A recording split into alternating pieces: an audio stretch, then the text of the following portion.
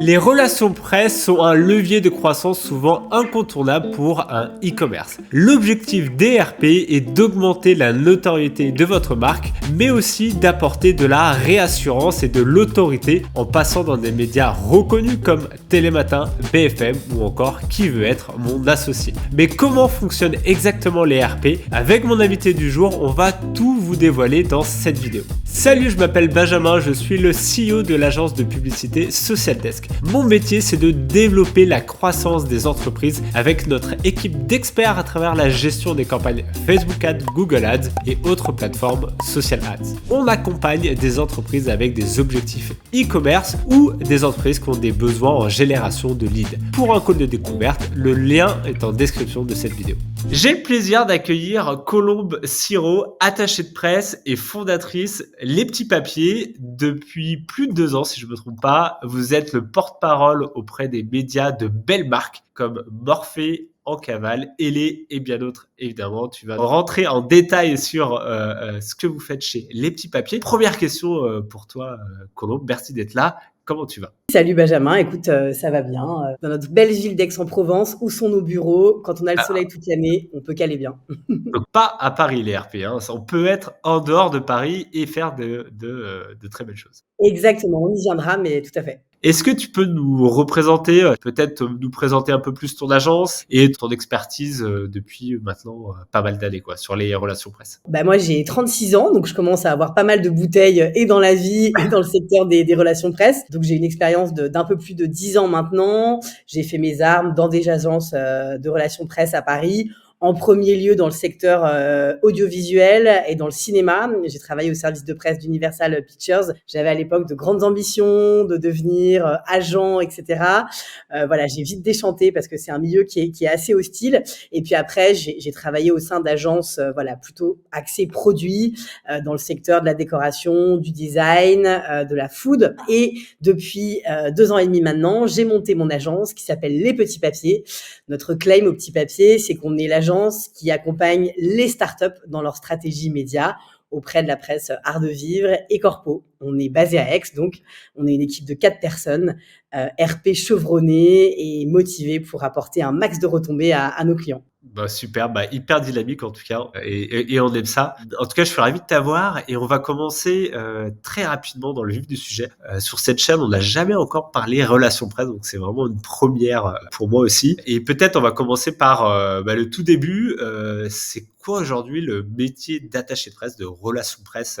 Comment tu pourrais nous le décrire comme toi tu le vis chez Les Petits Papiers quoi? Alors, tu l'as très bien dit en préambule. Si on résume de façon simpliste, un service de presse, c'est le porte-parole d'une entreprise, d'une marque auprès des médias. En gros, le service de presse et l'agence de presse, elle va mettre à profit son réseau de journalistes pour apporter de la visibilité à une entité dans les médias. La petite subtilité à apporter, c'est que c'est pas de l'achat d'espace, c'est pas de la publicité.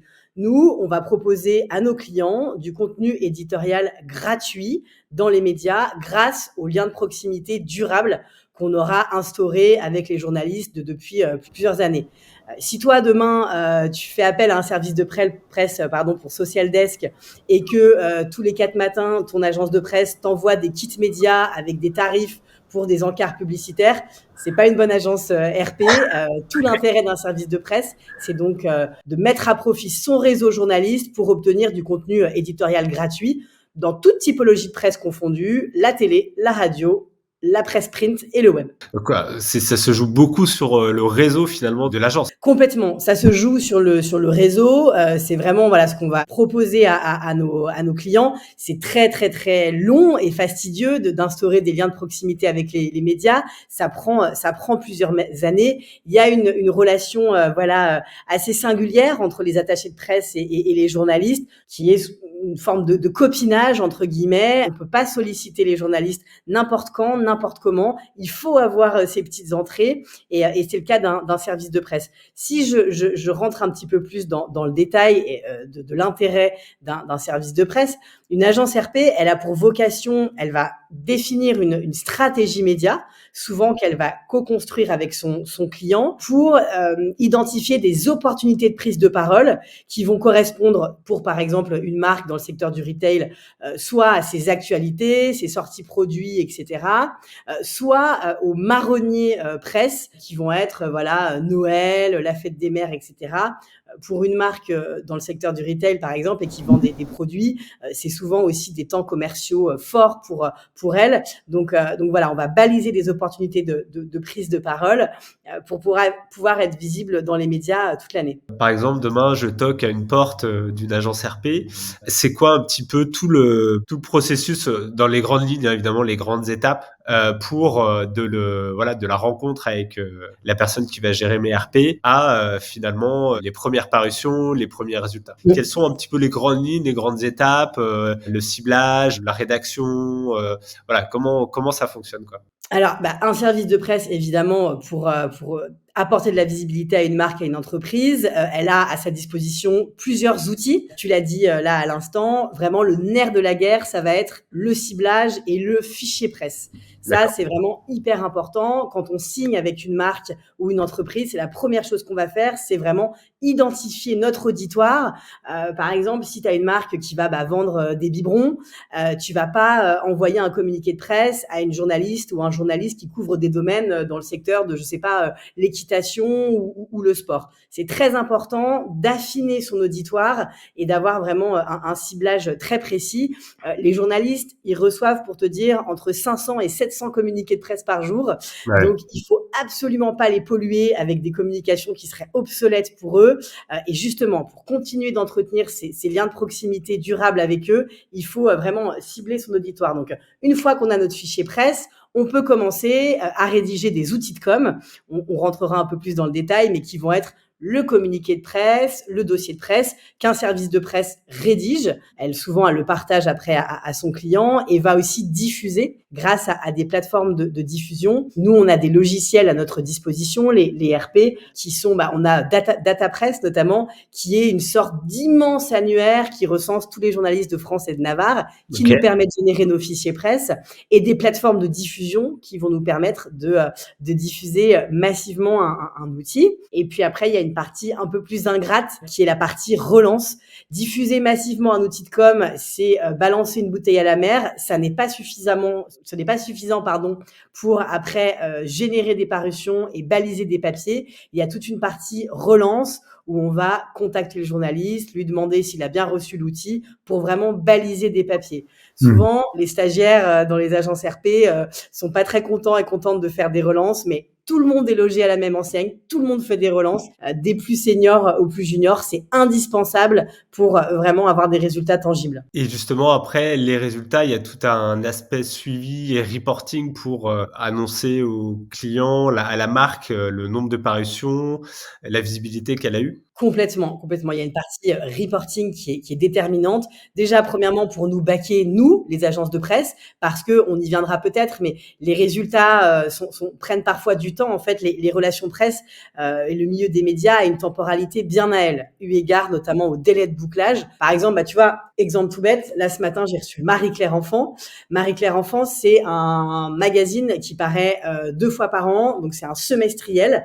Et une journaliste, par exemple, va préparer ses sujets Noël 6 mois à l'avance. Donc, pour avoir de la visibilité à Noël, il faut diffuser les outils 6 mois à l'avance et patienter avant d'avoir des résultats. Donc, il y a toute cette partie, effectivement, de reporting pour nous baquer, nous, en partageant à nos clients une fois par mois, le nerf de la guerre, évidemment, la revue de presse, les parutions obtenues, avec aussi la tonalité des articles pour des papiers de fond. Et puis, leur dire aussi ce qui est en attente, ce qui va arriver, le coming next, parce que parfois, ça prend du temps. Donc, encore une fois, un service de presse efficient va chaque mois partager à son client la synthèse des actions du mois, la diffusion des outils et faire état des résultats. C'est absolument essentiel. J'ai une petite question qui me vient, alors peut-être que tu allais en parler après. Quelle est la différence entre un communiqué de presse et un dossier de presse finalement ? On envoie d'abord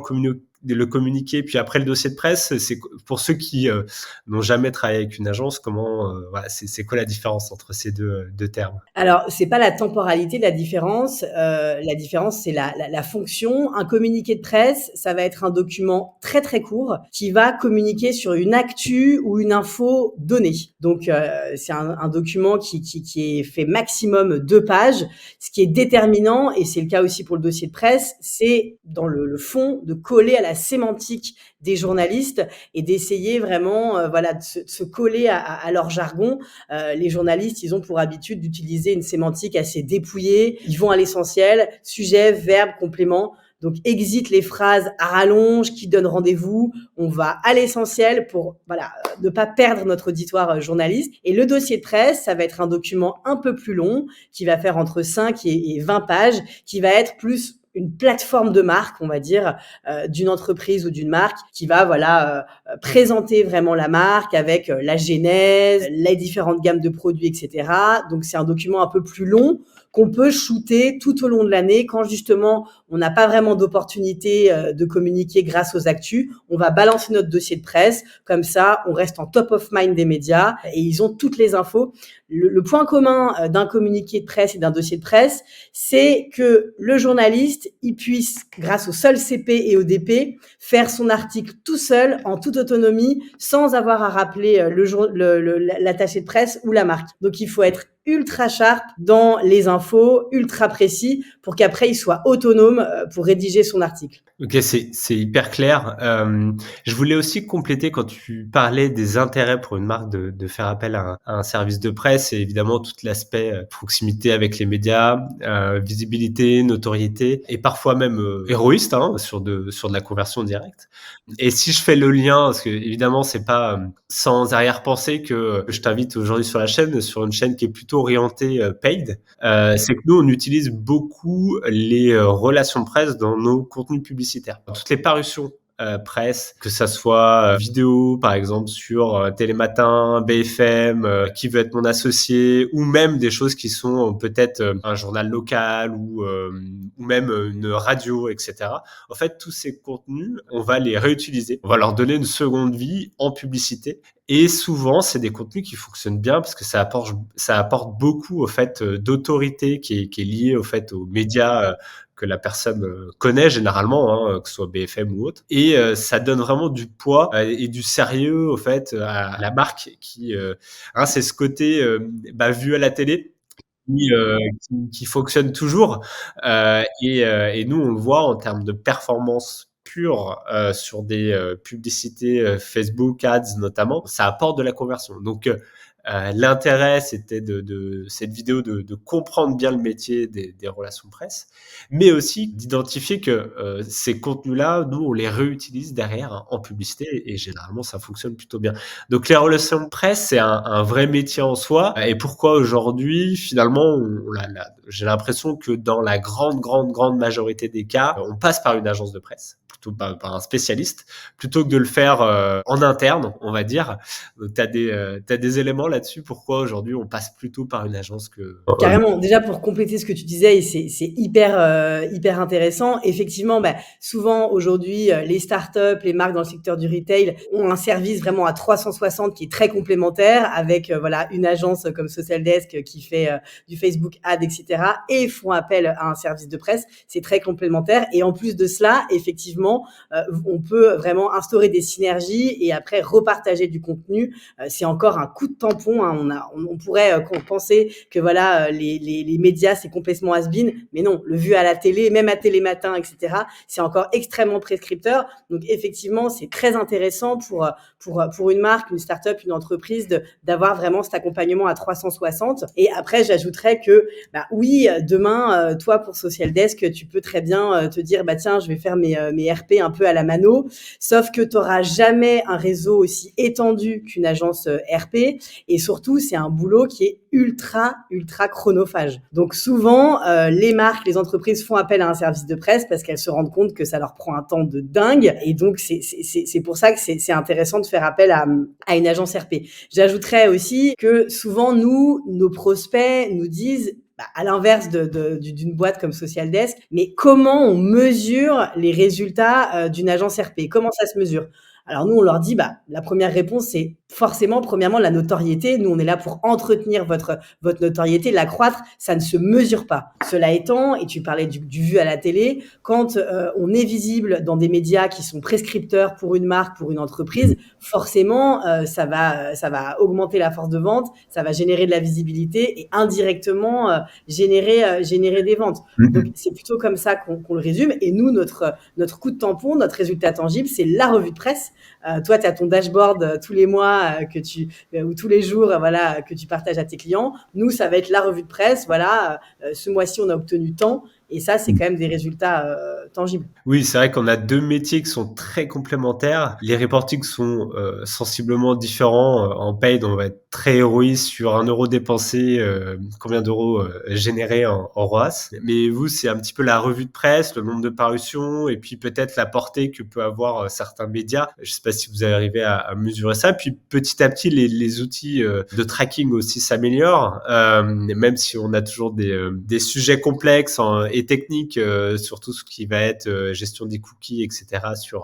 sur les navigateurs. Mais en tout cas, il y a quand même beaucoup aujourd'hui de solutions pour mesurer de manière plus ou moins précise les retombées sur les ventes directes, parce que finalement, voilà, ça revient à ça. Souvent, ce qu'on remarque aussi, c'est on peut assez vite corréler à une hausse du trafic sur le site. Je me souviens qu'on avait un client qui était passé sur une émission sur M6, et justement l'émission en question avertit la marque avec qui on travaillait d'augmenter au fait les capacités de son hébergeur, de son serveur. Parce que justement, il y allait avoir un pic de trafic à ce moment-là. Et je me souviens que j'étais connecté à Google Analytics en temps réel, et je crois qu'il y avait peut-être 5 000, 10 000 personnes en même temps. Enfin, c'était énorme. Évidemment, le site a planté quelques secondes, mais heureusement, il est vite revenu. Mais voilà, on peut quand même vite voir l'impact que les relations de presse peuvent avoir sur le trafic du site, sur les ventes. Et puis, quand nous, on va les réutiliser sur du contenu publicitaire, c'est du contenu que vous n'avez pas forcément créé via un shooting photo, créer un contenu GC avec des créateurs. Donc tout ça, ça a des coûts aussi. Avec la pub aussi, on va pouvoir rentabiliser un peu plus son investissement RP, si on peut dire ça comme ça. Il me semble que tu avais même des exemples de médias, de prescripteurs à nous présenter, peut-être même des histoires de marques. Ouais, j'en ai carrément. On s'est rencontrés pour ceux qui nous écoutent via Elé, avec qui vous travaillez depuis pas si longtemps, je crois. Je sais plus exactement, mais qui est. Ça fait un semestre. On a pas mal on est un vrai showroom, nous, donc les biberons Elé, ils sont là pour les envoyer aux journalistes. Donc c'est comme ça qu'on s'est connus. Mais voilà, est-ce que tu as des exemples du coup à nous présenter sur lesquels on peut discuter, quoi? Carrément. Alors, il y a différentes choses. Il y a des passages télé qui vont être ultra prescripteurs. Il y a un peu des marronniers, par exemple. Le marronnier et le passage télé qui va générer le plus d'audience, encore aujourd'hui, c'est Télématin, par exemple. Ah ouais, c'est fou ça. Un passage à Télématin. Je crois que Télématin, c'est entre 2 et 4 millions de téléspectateurs tous les jours en prime time, donc c'est énorme. Et puis après, nous, justement, qui sommes dans le secteur plutôt de la petite enfance, de la puériculture, ce qui va être ultra prescripteur, et d'ailleurs, c'est un hook qu'on propose souvent à nos prospects et nos marques, c'est la chronique de Marie Perret-Arnaud dans la maison des maternelles sur oui. France 2. Précisément, quand on a signé avec Elé, on leur a dit, écoutez, si vous signez avec nous, on vous assure que dans une dizaine de jours, vous aurez votre passage à la maison des maternelles. Donc ça, c'est vrai que selon le domaine des marques, c'est ultra prescripteur. Tu faisais référence, j'imagine, tout à l'heure à l'émission Qui veut être mon associé, et une émission qui peut avoir un impact énorme, notamment sur les startups.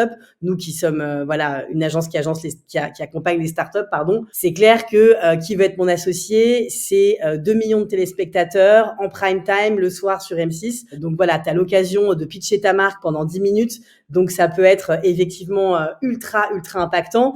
Moi, j'ai un exemple précis avec l'un de nos clients historiques qui est Morphée, qui a participé. Charlie et Guillaume, les fondateurs de Morphée, ils ont participé à la première édition de Qui veut être mon associé. Donc c'était une émission à l'époque qui n'était pas encore aussi suivie qu'aujourd'hui. Tu parlais de sites qui a craché.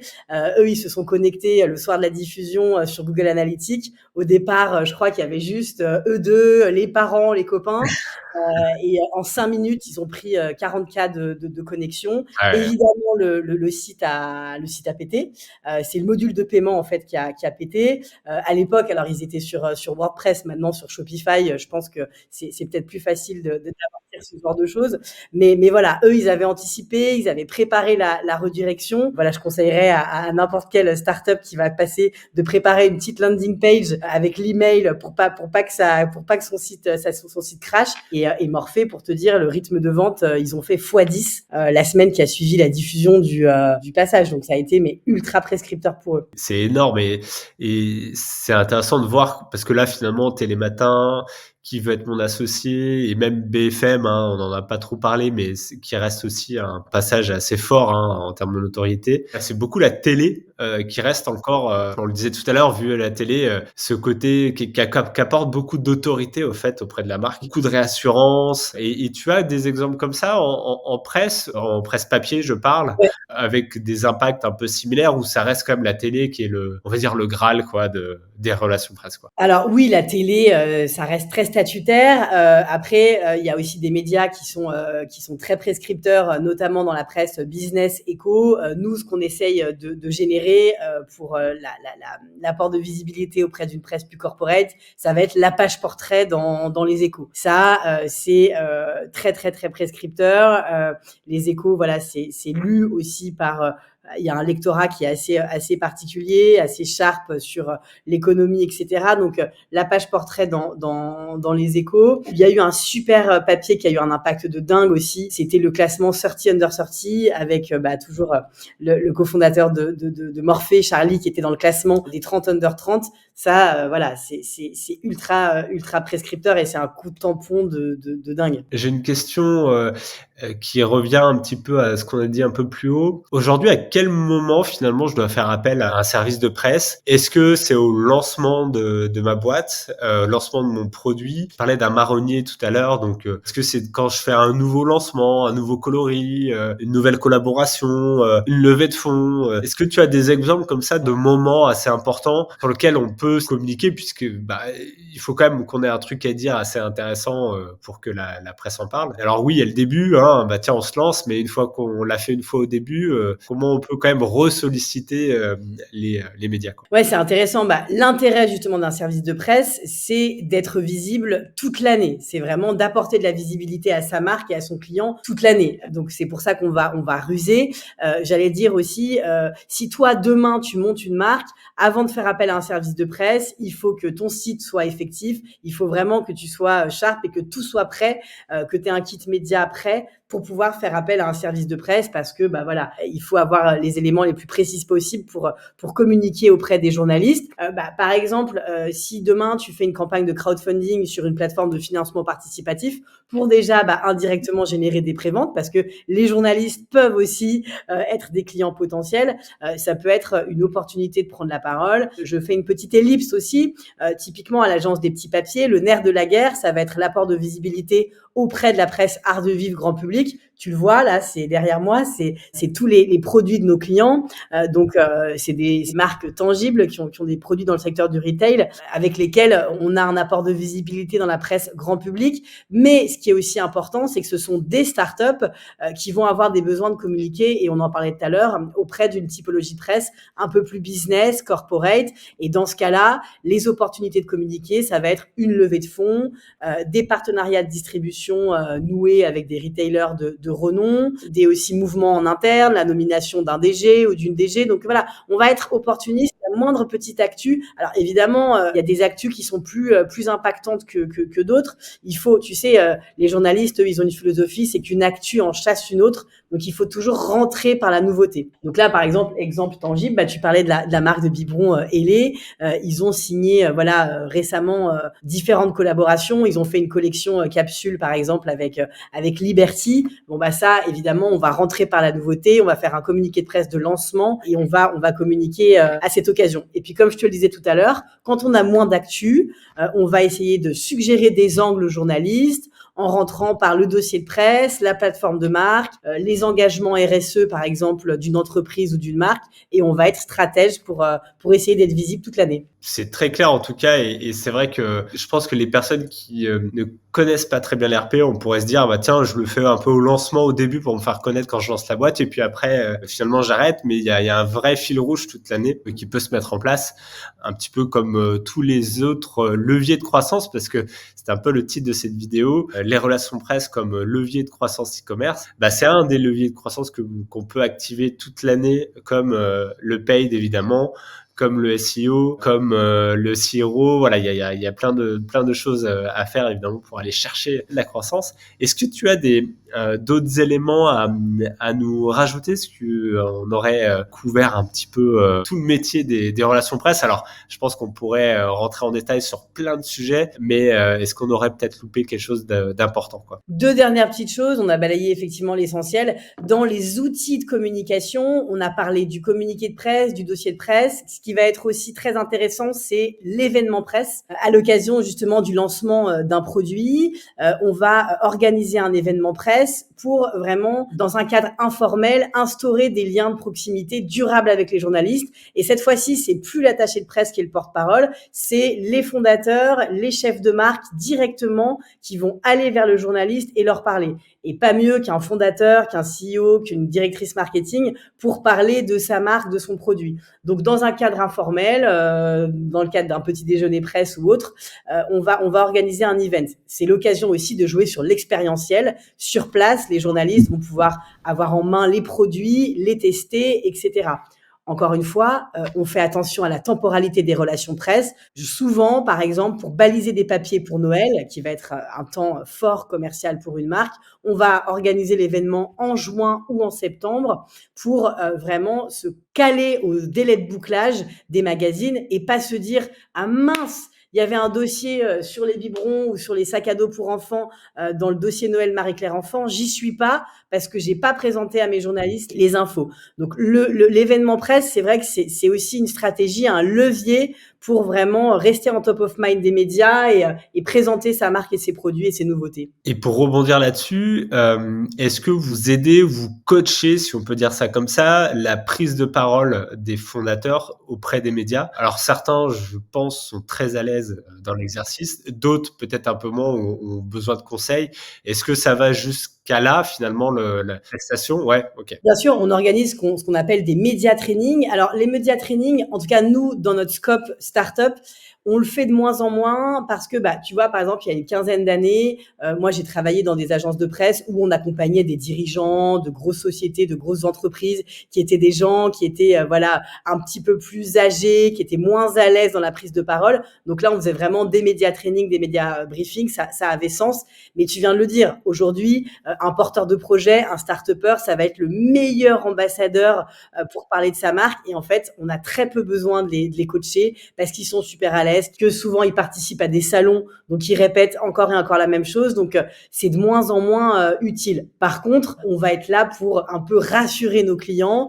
Parfois, il y a un petit peu de stress qui peut être généré, un peu de trac avant de passer à la télé. Donc, on les met à l'aise, on leur dit que ça va bien se passer, on les invite à prendre de grandes respirations, à bien dormir la veille, à faire du sport s'il faut pour être vraiment dans les meilleures conditions pour passer à la télé. Bah, en tout cas, merci pour toutes ces infos. Merci à toi. Je pense que ça a été assez complet. De toute façon, si vous avez des questions, n'hésitez pas à les poser en commentaire. Je les ferai remonter pour avoir toutes les réponses, évidemment, de ton côté. Et surtout, voilà, on n'oublie pas de s'abonner à la chaîne. Voilà, ça nous permet de créer des contenus comme celui-ci. Mais avant de se quitter, je voulais savoir comment on pouvait rentrer en contact avec toi, avec ton agence, si voilà, on a des questions directement ou si on souhaite peut-être en savoir plus sur un accompagnement, quoi. Eh ben moi on me contacte sur LinkedIn, Colombe Siro, c'est aussi simple que ça. J'ai une super équipe aussi chevronnée de 4 attachés de presse qui seront ravis de répondre à vos questions.